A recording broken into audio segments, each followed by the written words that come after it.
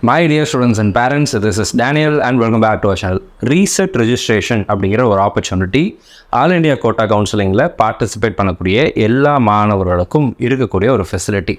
இந்த ரீசெட் ரெஜிஸ்ட்ரேஷன்னா என்ன அண்ட் இதில் சில முக்கியமான ஒரு விஷயம் இருக்குது. இதை நீங்கள் ஒரே ஒரு தடவை தான் யூஸ் பண்ண முடியும் இந்த என்டையர் கவுன்சிலிங் ஜேர்னியில். ஸோ அது என்ன விஷயம் அப்படிங்கிறது எல்லாத்தையும் தெளிவாக நான் உங்களுக்கு காமிக்கிறேன், எக்ஸ்பிளைன் பண்ணுறேன். இதை பற்றின ஒரு கிளாரிட்டி இருக்கும்போது உங்களால் 2வது ரவுண்டில் நான் ஆல் இண்டியா கோட்டாவில் டீம்டு போடலான் இருக்கிறேன் அப்படின்னு இருக்கக்கூடிய மாணவர்கள், ஆனால் ஃபஸ்ட் ரவுண்டில் ரிஜிஸ்டர் மட்டும் பண்ணுறேன் சார், அடுத்த ரவுண்டில் பார்ட்டிசிபேட் பண்ணிக்கலாம், 3rd ரவுண்டில் பார்த்துக்கலாம், மாப்பப் ரவுண்டில் பார்த்துக்கலாம், எங்கேயாவது ஃபீஸ் கம்மியாச்சுன்னா அந்த டைமில் நான் சேர்ந்துக்கலான் இருக்கிறேன் அப்படின்னு இருக்கக்கூடிய மாணவர்களுக்கு இந்த ரீசெட் ரெஜிஸ்ட்ரேஷன் ஃபெசிலிட்டி கண்டிப்பாக தேவையான ஒரு ஃபெசிலிட்டி. ஃபஸ்ட் ரவுண்டில் இதை யூஸ் பண்ணிடக்கூடாது. 2nd ரவுண்ட் 3rd ரவுண்டில் வரும்போது தேவைப்பட்டால் யூஸ் பண்ணலாம். அண்ட் எந்த இடத்துல இதை யூஸ் பண்ணணும், எப்படி யூஸ் பண்ணணும், இதில் என்னென்ன ஆப்பர்ச்சுனிட்டி இருக்குது அப்படிங்கிறது எல்லாத்தையும் உங்களுக்கு 1 by 1 காட்டுறேன். இந்த வீடியோ கண்டிப்பாக உங்களுக்கு யூஸ்ஃபுல்லான வீடியோவாக இருக்கும். ஆல் இண்டியா கோட்டாவில் பார்ட்டிசிபேட் பண்ணக்கூடிய மாணவர்களுக்கு இந்த ரீசெட் ஃபெசிலிட்டி அப்படிங்கிறது first round, 2nd round, 3rd round இந்த 3 ரவுண்டுக்கும் கொடுப்பாங்க. ஸோ அதை பற்றின கிளாரிட்டி அப்படிங்கிறது இந்த வீடியோவில் பார்க்கலாம். இந்த வீடியோ இது வரைக்கும் நீங்கள் லைக் பண்ணாமல் இருந்தீங்கன்னா மறக்காமல் வீடியோ லைக் பண்ணுங்கள். நிறைய பேர் நம்ம சேனலில் பார்க்குறீங்க, ஒருவேளை புதுசாக நீங்கள் நம்ம சேனலில் பார்க்குறீங்க அப்படின்னா சேனலை சப்ஸ்கிரைப் பண்ணி வச்சுக்கோங்க. அண்ட் இது வரைக்கும் நீங்கள் ஒரு வேளை சப்ஸ்கிரைப் பண்ணாமல் இருந்தீங்கன்னா கூட நீங்களும் சப்ஸ்கிரைப் பண்ணி வச்சுக்கலாம். பிகாஸ் உங்களுடைய சப்போர்ட் அப்படிங்கிறது நமக்கு கண்டிப்பாக தேவை. ஸோ ரீசெட் ரெஜிஸ்ட்ரேஷன் ஃபெசிலிட்டி அப்படிங்கிறது வந்து மிக மிக முக்கியமான ஒரு ஃபெசிலிட்டி. ஆல் இண்டியா கோட்டாவில் first round, 2nd round, 3rd round இந்த 3 ரவுண்டுக்கும் கொடுப்பாங்க. இந்த ரீசெட் ரெஜிஸ்ட்ரேஷன் ஃபெசிலிட்டி அப்படிங்கிறது என்னன்னு சொல்லி கேட்டிங்கன்னா, ஃபர்ஸ்ட் ரவுண்டில் நீங்கள் ஆல் இண்டியா கோட்டாவில் சில கேட்டகரிஸ் இருக்குது இல்லைங்களா. ஆல் இண்டியா கோட்டாவில் government colleges 15% seats of all India seats, India ஃபுல்லாக இருக்கக்கூடிய எல்லா அரசு மருத்துவக் கல்லூரிகள் இருக்கக்கூடிய பல் மருத்துவக் கல்லூரிகள் இருக்கக்கூடிய 15% இடங்கள் அப்படிங்கிறது ஆல் இண்டியா 15%. அது ஒரு ஆப்ஷனாக இருக்கும், நீங்கள் செலக்ட் பண்ணியிருந்திருப்பீங்க.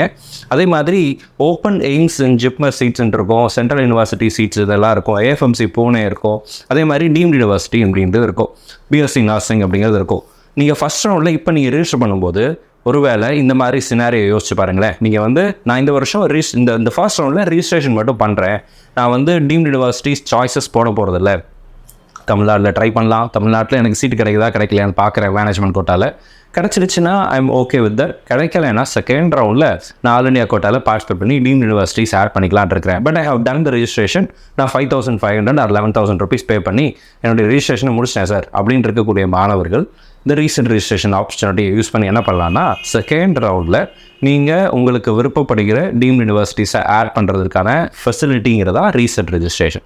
இது 2nd ரவுண்டில் தான் யூஸ் பண்ணணுமா அப்படின்னா கிடையாது. ஃபஸ்ட் ரவுண்டில் கூட நீங்கள் ஒரு வேளை இப்போவே நீங்கள் மனசு மாறிட்டீங்க, சார் நான் வந்து கவர்மெண்ட் கோட்டாக்கு மட்டும் தான் ரெஜிஸ்டர் பண்ணேன், government colleges AMC AIIMS AFMC இந்த மாதிரி பிஎஸ்சி நர்சிங் இந்த மாதிரி கோர்சஸ்க்கு மட்டும் தான் பண்ணேன், டீம்டு நான் போடுறேன் சார், நான் 5,500 அல்லது 11,000 தான் கட்டியிருக்கேன், ஆனால் இப்போ வந்து நான் என்னுடைய மனசை நான் மாற்றிக்கிட்டேன், நான் டீம்டு யூனிவர்சிட்டியும் ஆட் பண்ணலான் இருக்கேன், மாற்ற முடியுமா அப்படின்னு கேட்டிங்கன்னா ரீசெட் ரெஜிஸ்ட்ரேஷன் ஃபெசிலிட்டி அப்படிங்கிறத யூஸ் பண்ணலாம்.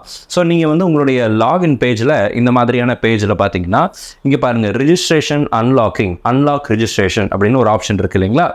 இந்த ஆப்ஷன் தான் ரீசெட் ஃபெசிலிட்டி அப்படிங்கிறது.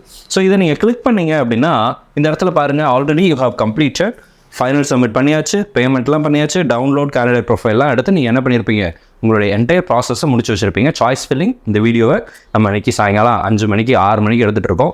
ஸோ இப்போ வரைக்கும் வரலை, ஓப்பன் ஆகலை. ஸோ மோஸ்ட் லைக்லி இன்றைக்கி நைட்டு வரலாம் அப்படின்னு சொல்லி எதிர்பார்க்குறோம். வந்த உடனே நான் நம்ம சேனலில் அப்டேட் பண்ணுறேன், எப்படி போடணும் அப்படிங்கிறத அப்டேட் பண்ணுறேன்.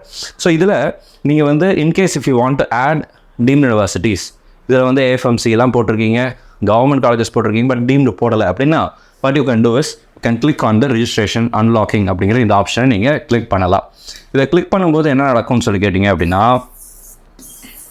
நான் அடுத்த ஸ்லைடில் காட்டுறேன் உங்களுக்கு. இந்த மாதிரியான ஒரு பேஜ் அப்படிங்கிறது அன்லாக்கிங் ரிஜிஸ்ட்ரேஷன் ப்ராசஸ். இதில் நல்லா படித்து பார்த்துக்கோங்க. This is the final opportunity for registering for resetting option to be exercised by the candidate and window will be open only once for reinitialization. only once, ஒரு தடவை மட்டும்தான் இதை நீங்கள் யூட்டிலைஸ் பண்ண முடியும். அப்போது candidate will have to pay additional fees if any. அதாவது நீங்கள் இப்போ டீம்டு ஆட் பண்ணுறீங்கன்னு வச்சுக்கோங்களேன், நீங்கள் ஆல்ரெடி 11,000 ரூபாய் அல்லது 5,500 ரூபாய் பே பண்ணியிருந்தீங்கன்னா உங்களுக்கு எக்ஸ்ட்ரா 2 lakh rupees அப்படிங்கிறது வரும், அதை நீங்கள் பே பண்ணலாம். After making decide changes I am willing to proceed for the reinitialization of the data, consciously taking the option of resetting my data. In future I will not claim against my previous filled up choices of institutional all quota section இதெல்லாம் இருக்குது. இப்போ இந்த இடத்துல இந்த டேர்ம்ஸுக்கெல்லாம் நீங்கள் ஓகேன்னு சொன்னீங்கன்னா I agree to unlock registration கொடுத்தீங்கன்னா உங்களுக்கு அந்த பேஜ் அப்படிங்கிறது ஓப்பன் ஆகும். I do not unlock to registration அப்படிங்கிறது வந்து வேண்டாம் அப்படின்னு சொல்கிற ஆப்ஷன். ஒருவேளை இதை நீங்கள் கிளிக் பண்ணிட்டீங்கன்னா என்ன நடக்கும்னு சொல்லி கேட்டிங்கன்னா, இந்த பேஜில் அத்தன்டிகேஷன் ஃபார்ம் மட்டும் உங்களுக்கு கம்ப்ளீட்டடாக இருக்கும். இந்த application form, qualification details, apply for section, contact details, final submit இது எல்லாமே இன்கம்ப்ளீட்னு மாறிடும். ஆல்ரெடி நீங்கள் நீட் அப்ளை பண்ணும்போது எப்படி நீங்கள் அந்த அப்ளிகேஷன் ஃபார்மை இதெல்லாம் ஒன் பை ஒன்னாக ஆட் பண்ணிங்களோ அதெல்லாம் திரும்ப ஒரு முறை நீங்கள் ஆட் பண்ணுற மாதிரி இருக்கும். நீங்கள் ஆல்ரெடி போட்ட டேட்டா அப்படியே இருக்கும். சரிங்களா? ஆல்ரெடி போட்ட ஃபில் பண்ணி வச்ச டேட்டா அப்படியே இருக்கும். அதில் எதுவும் மாறாது. இன்க்ளூடிங் ஒரு அட்ரஸ் முதற்கொண்டு எல்லாமே அப்படியே இருக்கும். இந்த இடத்துல அப்ளை ஃபார் செக்ஷன் அப்படிங்கிறது மட்டும்தான் நீங்கள் என்ன பண்ணியிருக்கோம் அப்படின்னா மாற்ற வேண்டிய சூழ்நிலை அப்படிங்கிறது இருக்கும். இதை மாற்றுறதுக்காக தான் இந்த அப்ளை ஃபார் செக்ஷனில் நீங்கள் விரும்புகிற colleges all India quota 15% seats அல்லது டீம்டு யூனிவர்சிட்டிஸ் அல்லது நான் ஏஎஃப்எம்சி போடலை சார், இப்போ நான் போட முடியுமா? போட்டுக்கலாம்.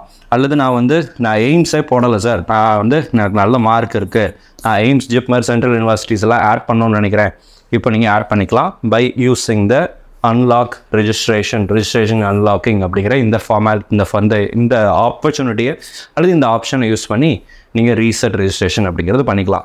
So this is all about. இதெல்லாம் முடிச்சதுக்கப்புறம் திரும்ப நீங்கள் ஃபைனல் சப்மிட் போவீங்க, ப்ரிவியூ அண்ட் ஃபைனல் சப்மிட்.